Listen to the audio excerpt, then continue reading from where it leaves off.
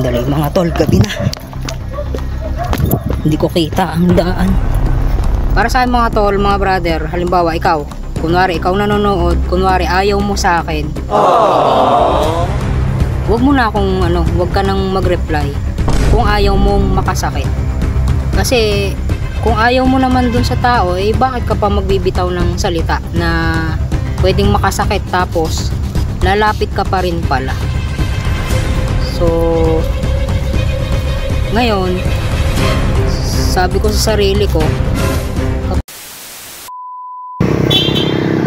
ang sarap sana pumunta mga tol sa bundok na yon. Kaso hindi ko alam ang daan papunta doon. Ngayon mga tol, ako may pupuntahan. Tara, samahan nyo ako.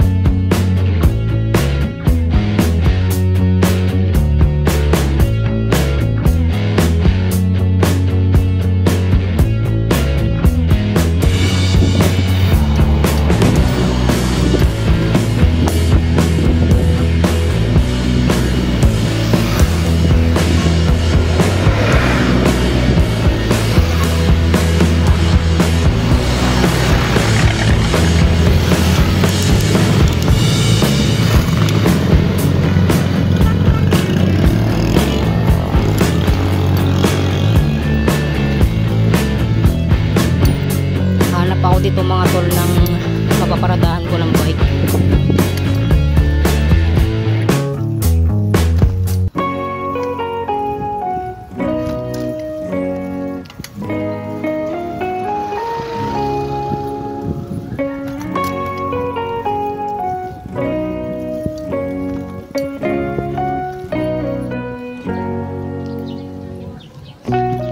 Kaya dito mapagparada.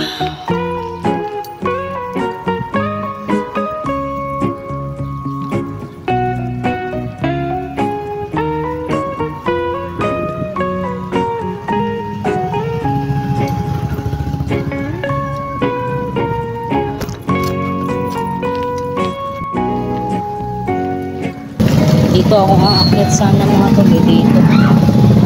Wala akong maparadahan dito mga tol. Gininala ako sa may school paparada.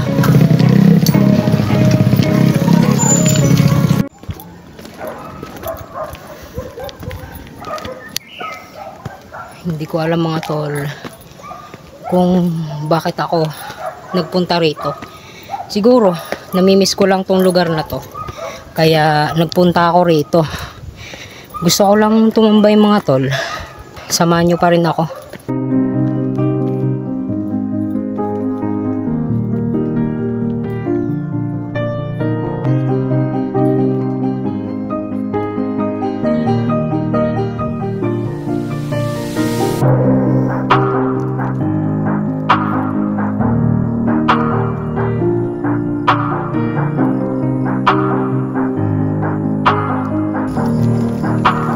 Pagod mga tol. Dito sa Batangas mga tol, madalang dito ang gubat. Dahil doon kasi city, nasa bayan. City yon.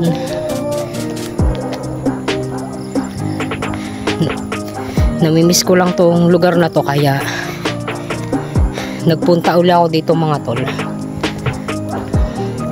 Tsaka mga tol, meron nga pala akong ikukwento sa inyo. Ngayon, pag-iisipan ko yung ikukwento kong yun sa inyo.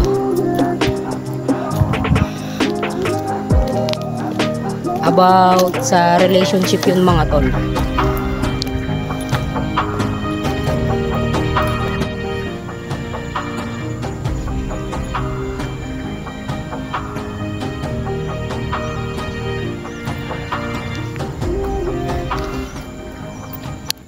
Ang nais kong ikwento sa inyo mga tol ay about sa relationship patungkol sa naranasan ko ba, parang testimony lang ba.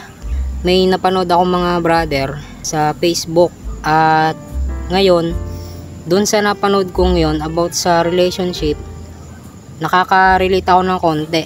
Kaya ngayon, ikukwento ko sa inyo kung ano yon. Yung story na yun mga tol na napanood ko sa Facebook, ay sila ay magkababata. Yung story na yun mga tol, magkababata sila. Dumating sa time na umuwi yung babae ng probinsya, at pagbalik niya sa lugar, malaki na yung babae. Dati magkababata lang sila. So ngayon, kumbaga na-miss ng babae yung kababata niyang lalaki. So pinuntahan niya doon sa bahay kung saan doon sila nagkikita noon, nung bata pa lang sila.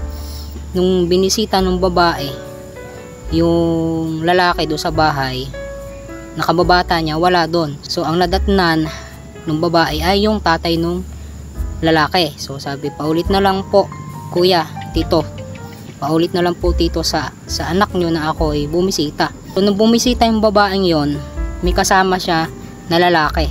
Ngayon mga brother, nung inulit nung tatay niya doon sa anak niya, sabi nung tatay niya, si Kulot ay bumisita dito, yung kababata mo merong kasamang lalaki. So parang nag-isip yung yung lalaki na to. Parang inisip niya na baka meron na yung jowa ngayon or asawa, at nagtataka yung lalaki na bakit bumisita doon, na merong kasama kasi na ulit ng tatay niya na yung kababata niya na si Lotlot ay may kasama na lalaki, at hinahanap ka, sabing ganun ng tatay nung dinalaw ng babae. So eto na, nag-iisip yung lalaki kung sino yon. So sabi, tinanong ng lalaki, sino tatay yon, yung kasama ni Kulot?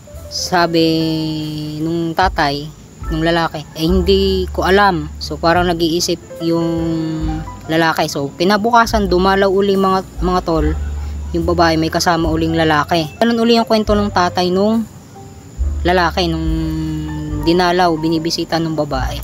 Ngayon mga brother, nagdahilan yung lalaki, yung binibisita. Sabi, paulit-ulitin nyo na lang tatay na ako'y wala, at umalis. Tapos yung babae na yun mga tol, bumisita uli ngayon, nakasalubong nung lalaki. So bigla siyang umiwas yung lalaki, nakababata nung babae. Parang naghihinala siguro, parang ganun. So ngayon, tinawag siya ng babae, yung kababata niya. Sabi, tinawag, bigla namang tumalikod itong lalaki. Sabi nung babae, bakit mo ako iniiwasan? So ngayon na, nagtapat na yung lalaki. Sabi yung lalaki, alam mo naman Kulot, nung magkababata pa tayo, gusto na kita. Ikaw naman pala ay meron ka na palang kasama, meron ka na palang kinakasama.